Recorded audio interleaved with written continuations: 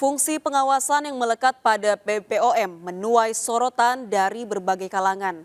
Celakanya, pengawasan yang lemah dari BPOM mengakibatkan nyawa ratusan anak melayang karena gagal ginjal akut pada 2022 lalu.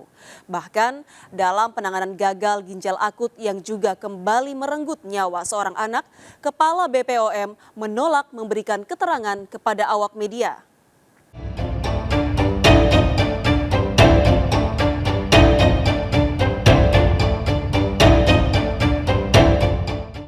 Nggak sampai 1 menit, Bu. Mulai. Soalnya udah terlambat ya, Mas. Ya. 1 menit. Nggak sampai 1 menit, Bu. Mulai. Soalnya udah terlambat ya, Mas. Ya.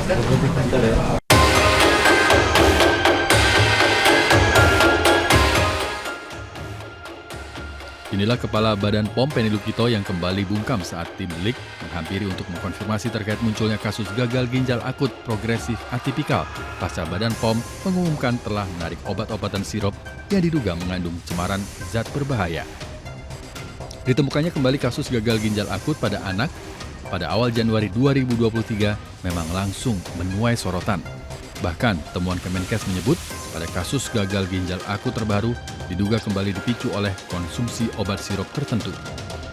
Padahal pasca meninggalnya ratusan anak dan balita pada tahun 2022 lalu akibat kandungan berbahaya dalam sirup obat demam, pihak BPOM telah menindaklanjuti dengan mengeluarkan daftar obat-obatan berbahaya maupun yang aman untuk dikonsumsi. Temuan kasus baru ini pun hingga kini masih terus diselidiki. Badan POM sudah merilis sebetulnya obat Traxonnya kan masuk dalam 508 daftar obat aman ya. Tetapi kenapa kok ini? Nah untuk itu diselidiki ya. Tetapi kita tidak bisa menjudge langsung menuduh atau menetapkan ini yang penyebab gagal ginjalnya karena sedang dicari.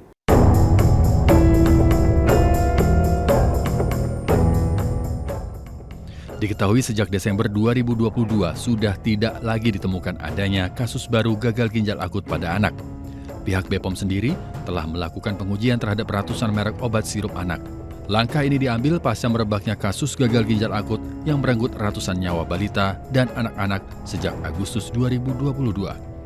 Lantas mengapa lagi-lagi Badan POM diduga kecolongan? Kalau terjadi isu keracunan obat, maka kemarin saja yang pertama itu investigasinya dilakukan oleh Kemenkes, bukan Badan POM. Jadi menurut saya harusnya Badan POM punya biro investigasi tersendiri yang kalau ada isu orang keracunan obat, maka biro investigasi itu yang turun ke lapangan bersama dengan bagian investigasi. Kasus gagal ginjal akut yang banyak menewaskan balita dan anak dipicu oleh kandungan berbahaya dalam obat sirup. Di mana hal ini terjadi akibat tercemarnya obat sirup oleh senyawa berbahaya yakni ethylene glycol dan diethylene glycol. Bukan obatnya yang sebenarnya yang bermasalah menyebabkan gagal ginjal akut, tapi dalam pembuatan sirup ini ada zat tambahan.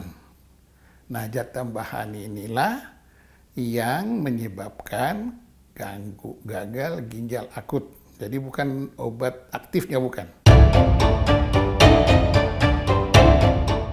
Diduga ada cemaran berbahaya yakni ethylene glycol dan diethylene glycol yang dimasukkan sebagai pelarut dalam pembuatan obat-obatan sirup.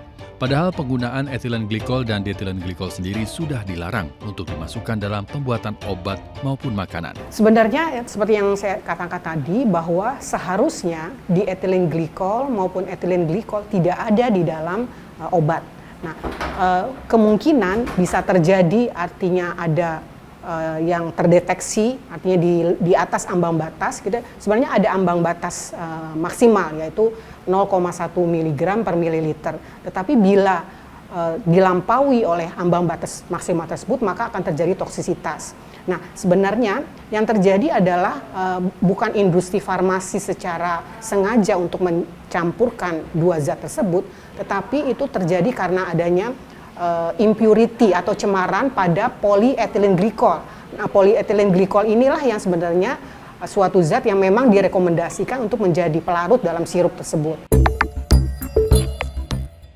Maka tak heran jika kasus gagal ginjal akut progresif atipikal yang banyak menyerang balita dan anak dinilai sebagai kegagalan pemerintah dalam melakukan pengawasan.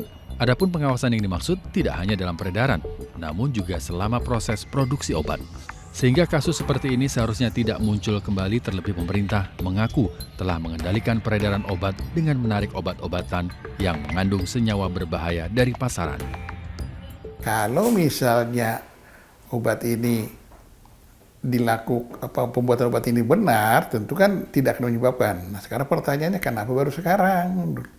Itulah pengawasan. Mestinya kan obat-obat ini bahan bakunya kan ada, dibuat di pabrik obat farmasi.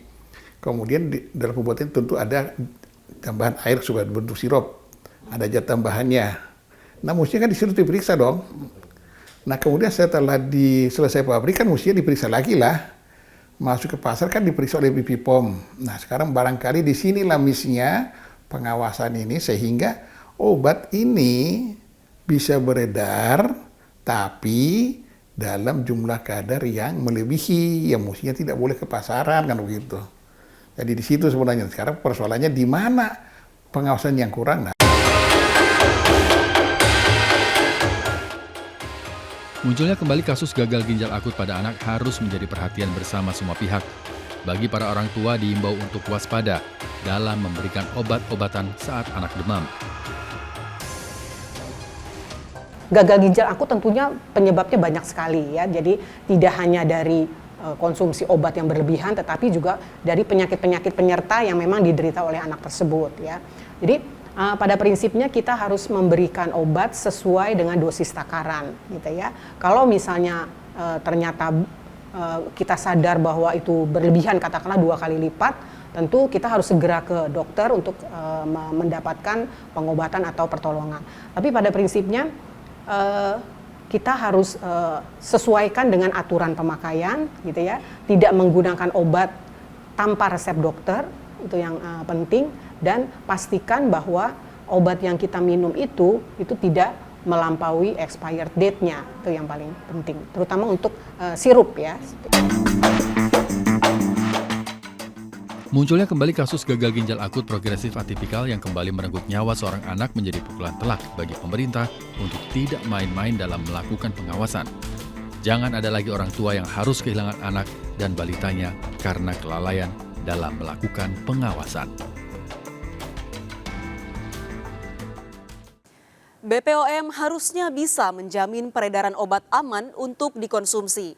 Meski obat sirup Praxion ditarik dari peredaran, BPOM yang memiliki fungsi pengawasan terkesan cuci tangan dari kasus ini. Lantas siapa yang akan menjadi kambing hitam dalam kasus ini?